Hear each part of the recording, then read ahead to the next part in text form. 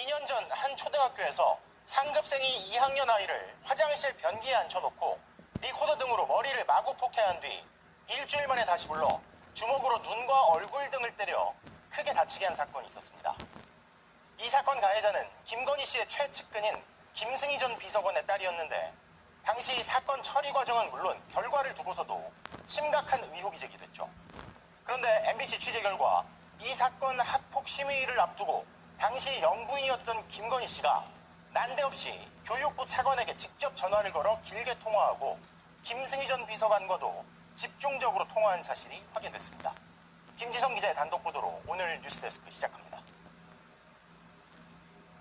지난 2023년 10월 김건희 씨의 최측근 김승희 당시 대통령실 의전 비서관이 사퇴했습니다. 자녀 학교폭력 사건 무마 의혹이 불거지자마자 몇 시간 만에 사표가 수리됐습니다. 부모로서 깊은 책임감을 느낀다면서 국정에 부담을 주지 않기 위해 사표를 제출했고 즉각 수리됐습니다. 당시 대통령실은 학폭 사건을 미리 알지 못했다고 했습니다. 하지만 실제 사건은 이보다 석 달 전에 발생한 것이었습니다. 2023년 7월 10일과 17일 당시 초등학생이던 김 전 비서관 자녀가 후배를 학교 화장실로 데려가 때렸습니다. 학교는 두 번째 폭행이 이뤄진 이틀 뒤인 7월 19일 긴급 조치로 김 전 비서관 자녀에게 출석 정지 처분을 내렸습니다. 이날 김 전 비서관의 아내가 돌연 자신의 메신저 프로필 사진을 바꿨습니다. 같은 달 리투아니아 순방에서 찍힌 남편 김 전 비서관이 윤석열 전 대통령과 함께 있는 모습이었습니다. 초등학교엔 가해 학생 부모의 배경이 대단하다는 소문이 돌기 시작했습니다.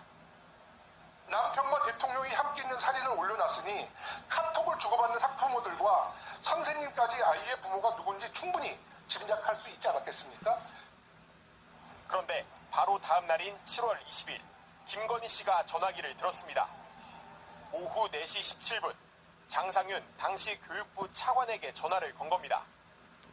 통화는 8분 48초 동안 이어졌습니다. 아무 권한도 없는 영부인이 교육부 차관에게 이례적으로 직접 연락한 겁니다. 다음날 초등학교 측이 교육지원청에 학폭 심의 개최를 요청했는데 4주 안에 개최하는 것이 원칙인 심의는 2달 뒤인 9월 21일에야 열렸습니다. 심의가 밀려있는 학폭 사건이 많다는 이유였습니다.